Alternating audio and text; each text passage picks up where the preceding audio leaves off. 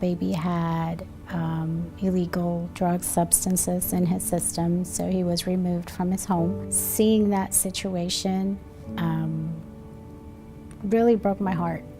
He was behind developmentally, he was behind verbally, he was very ill. He tested positive for tuberculosis, he had a double ear infection, childhood immunizations hadn't been taken care of. The house was so horrifically dirty, and when I mean dirty, we're talking trash piled everywhere, fast food containers, no working toilet, not a refrigerator. They used coolers on the front porch as a refrigerating mechanism. Kitchen floor had a huge hole in it. She's 6-7 months at the time, and she's been abused such that she's in intensive care.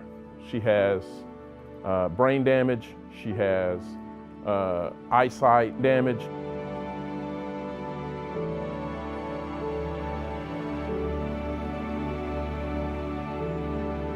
My very first case as a volunteer CASA advocate was a 7-year-old named Desi. She came into care because her mother was using meth.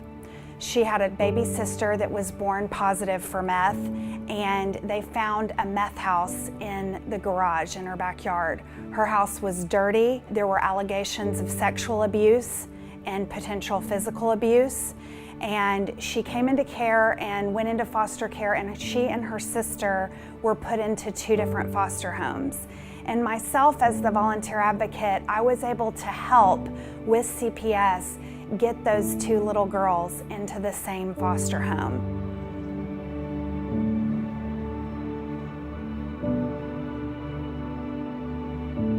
You realize that some children don't have childhood, and that's unfortunate.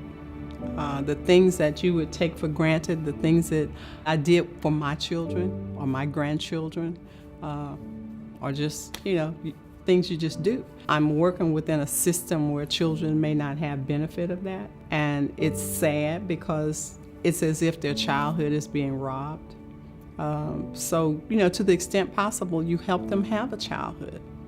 You help them enjoy being their particular age, so that they don't have to focus on maybe the dysfunction that lies within their family. All children need a childhood.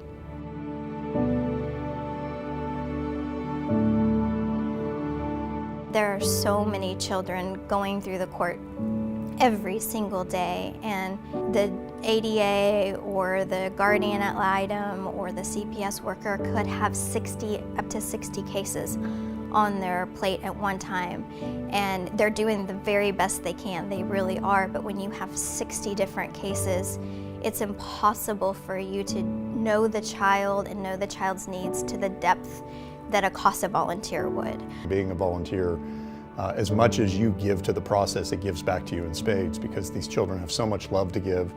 They have such wonderful opportunities in their lives as long as you're willing to support them and do the best you can. Desi had missed over 42 days of school the year before. She was 3 reading grades behind. She hated going to school. She was withdrawn. She did not have friends. And so this was a whole new world for her in foster care. And she had wonderful foster parents, and I would go on weekly visits with her, and I was able to see her, how she was developing in school. She was getting back to the correct reading level. She was thriving in soccer. She would get on the ground and she would draw for me and show me art and say, "Miss Jenny, I'm actually good at art. I can do art." I really loved getting to go visit with her and see her thrive in this foster home. She said, "Miss Jenny, I don't want to decide where I live. You're my CASA. You're my advocate. I want you to tell the judge, I love my mommy, but I feel safe here in my foster home. And thank you for being my CASA, and thank you for talking to the judge, because I don't want to go, and I don't want to have to make that decision, and I don't want to tell my mommy that I don't want to live with her."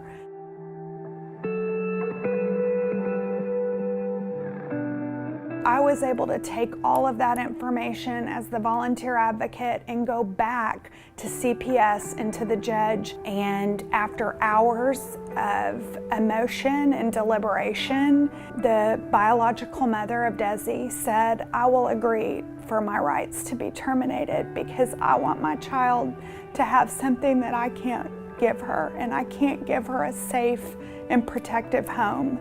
And these foster parents can, and I want her to be able to be adopted by them." It was a beautiful story, and it was such an honor as a volunteer advocate in my first case to be able to support this little girl and help advocate for a safe, protective, and loving home.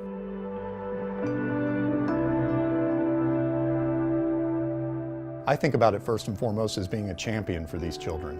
As their advocate, we're there to really look out, obviously, for the best interests of these children, but we want to be their champion. To be that person that in the darkest of nights, that child has someone to call. That child has someone that in between 14 different placements and 6 different CPS caseworkers, that one person is still there. You just have to have a love for kids and a desire to see them in a good place. Just a huge win all the way around for both the kids as well as the mom. And now that he's a year old and watching him run around and play, it's a miracle. It's a miracle how well he's doing, and knowing that I'm there, that I've watched him go through all that now that he's so much better, and now he's in a loving home. And it's this loving home that helped him go through all that. To me, that was the biggest reward. The system in and of itself is a challenge. It's slow and it's frustrating at times. It really is. But all my cases have ended as I would hope.